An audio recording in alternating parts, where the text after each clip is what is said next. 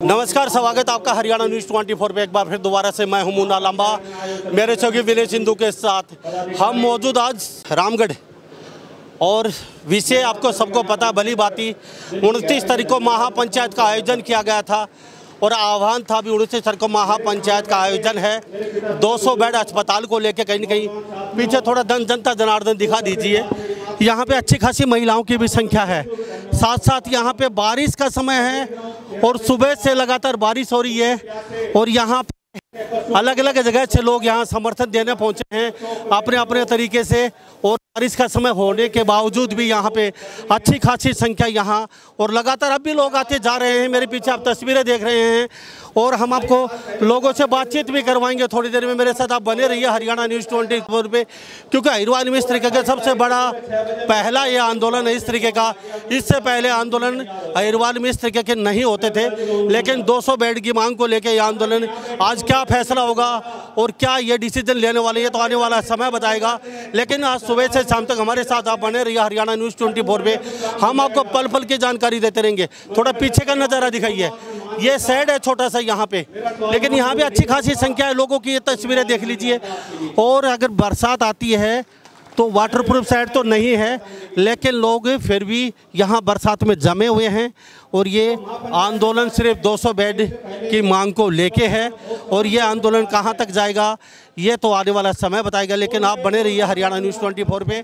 मैं उधर भी उतना नहीं देखता, मैं देखता हूं कि आंदोलन में बहनें, माताएं, बच्चियां शामिल हैं कि नहीं। किस आंदोलन में मुझे दिख गया कि भाई ये तो आम घर से आई हुई औरत है, बच्चे को छोड़ के आई है और इसके मन में चिंता है कि अच्छा बाद में जाके तकी को देखना है, खाना बना के आई है, दूसरे टाइम के खाने की चिंता है। और अगर वो बहन आई है यहाँ पे, इसका मतलब आंदोलन के साथ पूरा समाज खड़ा है।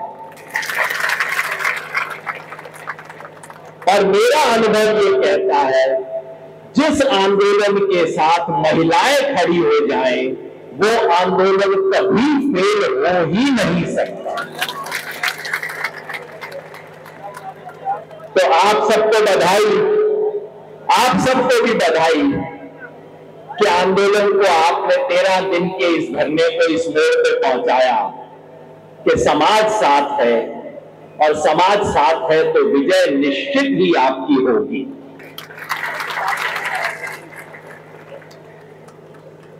मैं यहां एक छोटा सा पुराना कर्ज उतारने आया हूं। आज से 7 साल पहले हमारे साथियों ने और मैंने मिलकर इस इलाके में पद यात्रा की थी। इलाके में पानी के सवाल को लेके, शराब इतनी जो बढ़ गई है उसके दारू के सवाल को, दारू को कैसे रोका जाए इस सवाल को लेके,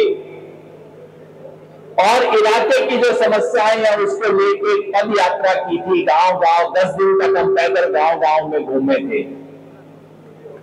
और आप जानते हो इलाके में जो माहौल है, लोग पीछे से शाम को आके तो कहते थे भाई साहब सही बात कह रहे हो, लेकिन दिन के टाइम आके सपोर्ट नहीं करते थे, डर था लोगों को।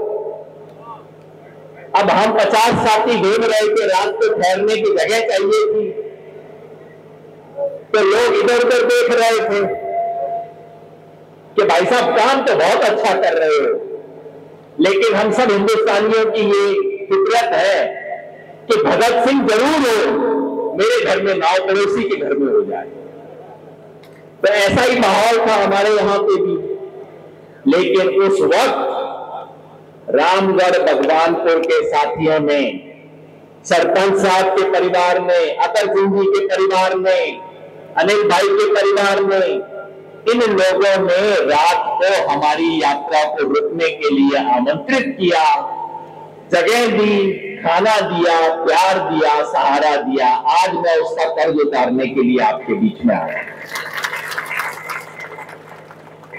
देखो भाई, बड़े बड़े नेता होते हैं, वो बड़ा बड़ा कर्ज भूल जाते हैं, पता नहीं आपने किस किस आदमी को कहां कहां पहुंचा रखा है, और वो आपसे मिलते भी नहीं है।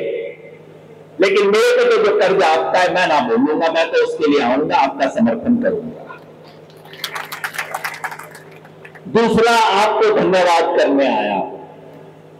धन्यवाद इसलिए कि रेवाड़ी अपना ही शहर है, कोई पराये लोगों का शहर नहीं है, और रेवाड़ी में पानी का इतना संकट है। रेवाड़ी के पानी के लिए आपने अपनी जमीन कौड़ियों के भाव इस देश को दी, सरकार को दी, अपना मन खोला, अपना दिल खोला, समाज के काम के लिए, देश के काम के लिए। मैं पूछ रहा था, भाई कितने में जमीन दी? पता लगा तो इस वक्त 6 करोड़ के अंदर सारी जमीन दे दी। मैंने पूछा, भाई आजकल रेट क्या चल रहा है? बोले कि अगर मार्केट रेट के हिसाब से जाए तो 45-50 करोड़ की जमीन है, ऐसा मेरे को बताया गया। 45-50 करोड़ की जमीन इस गांव के लोगों ने अपनी छाती खोल के, अपना दिल खोल के 6 करोड़ में पकड़ा दी, इसलिए कि देश का भला होगा, चलो रेवाड़ी शहर का भला होगा। पानी चाहिए, पानी पिलाना तो इस देश में पुण्य का काम है, शुभ का काम है, भगवान का काम है, धर्म का काम है। आपने दिया, उसके लिए आपको मैं धन्यवाद करता हूं। साथ में दुख भी व्यक्त करता हूं, आपने सौदा नहीं किया था, लेकिन आपको 2 बातें कही गई थी। मैंने भी वो ऑडियो सुना है। आपको 2 बात कही गई थी। पहले अस्पताल की बात कही गई थी और बाद में वाटर वर्क्स की बात कही गई थी। पहले बोला गया था कि 200 बेड का अस्पताल बनेगा, और फिर कहा था कि साथ में एक छोटी सी बात और है, जरा खाने के लिए भी जगह दे देना। आपने दोनों बातों को हां कर ली, आप अपनी बात पे टिके रहे, लेकिन वादा करने वाले मुकर गए। ये सिर्फ एक नेता के लिए नहीं, ये समाज के लिए, देश के लिए, राज्य के लिए, सरकार के लिए, सबके लिए शर्म की बात है। एक नेता का कद इसी से नापा जाता है कि भाई ये अपनी जुबान का पक्का है कि नहीं। बड़े बड़े नेताओं के बारे में मैंने यही सुना है कि भाई साहब एक बार अगर जबान दे दी तो आदमी उसका पक्का था, एक बार बोल दिया तो अब तो काम करवाएगा। आपके साथ फरेब हुआ, धोखा हुआ, कम से कम मैं उसके लिए माफी मांगता हूं। जिससे मांगनी चाहिए वो ना मांगे, कम से कम मैं माफी मांगता हूं उसके लिए जो आपके साथ हुआ। और मुझे बहुत दुख हुआ ये सुन के कि अब इसके अंदर ये गांव और दूसरा गांव का खेल खेला जा रहा है। आपका बनेगा, उसका नहीं बनेगा, ये सब भिड़ाने के चक्कर है। जब कुर्सी पे बैठे हुए लोगों का काम नहीं बनता तो जनता को आपस में लड़ाने का काम करते हैं। मुझे बहुत दुख है कि ये हो रहा है।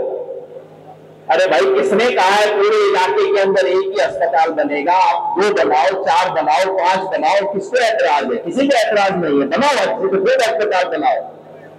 और मैं तो बार बार कहता हूं, ईमानदारी से आपको बता रहा हूं, पिछले 40 साल से 50 साल कह लो, मैंने अपनी आंख से रेवाड़ी में प्राइवेट अस्पताल बनते हुए देखे। मेरे परिवार का भी है, लेकिन एक बात ईमानदारी से आपको बताऊं, प्राइवेट अस्पतालों का बढ़ना विकास की निशानी नहीं है। विकास की निशानी वो है अगर सरकारी अस्पताल आपके घर पे बने, आपके गांव में बने, आपके ब्लॉक में बने, वो विकास की निशानी है। बड़े बड़े प्राइवेट अस्पताल खुल जाते हैं, इसका मतलब सरकार अपना काम नहीं कर रही। तो जरूर रामगढ़ भगवानपुर में अस्पताल बनता है, इसका मतलब ये नहीं कहीं और ना बने, वहां भी बना लो ना। मतलब जिसको वायदा किया है उससे वायदा खिलाफी क्यों कर रहे हो? ये सवाल आज रामगढ़ की जनता पूछना चाहती है, ये सवाल इस इलाके की जनता पूछना चाहती है। और रेवाड़ी के लोग जिनको फायदा होगा आपके पानी के इससे, मैं समझता हूं सारी रेवाड़ी की जनता भी आपके साथ खड़ा होकर कहेगी कि भाई इनके साथ अन्याय क्यों कर रहे हो। तो मैं अपनी तरफ से, अपने संगठन की तरफ से अपने तमाम साथियों की तरफ से, किसान आंदोलन की तरफ से, हालांकि मेरे से वरिष्ठ सत्यवान भाई जो किसान आंदोलन के इस देश के वरिष्ठतम नेताओं में से हैं और सौभाग्य से हमारे इलाके से हैं, उन्होंने भी ये बात कही है। तमाम साथियों की तरफ से मैं इस आंदोलन को समर्थन देता हूं। बस एक बात और वो बड़ी अच्छी बात है कि 70 साल की गुलामी के बाद इस इलाके में संघर्ष करना सीख लिया है। इसके लिए मैं आपको नमन करना चाहता हूं। देखिए, सच्ची बात है कि पहले मराठी वालों को धन्यवाद करना चाहिए। मराठी वालों ने सिखाया हमारे को लड़ना, तो मराठी वालों का जी पहले गोविंदपुरी में भी हुआ। तो 70 साल तक मैं बार बार कहता हूं कि बुरा मत मानना कि भारत देश तो आजाद हो गया, लेकिन ये दक्षिण हरियाणा का अहीरवाल अभी भी आजाद ना हुआ, अभी भी गुलामी का संस्कार है।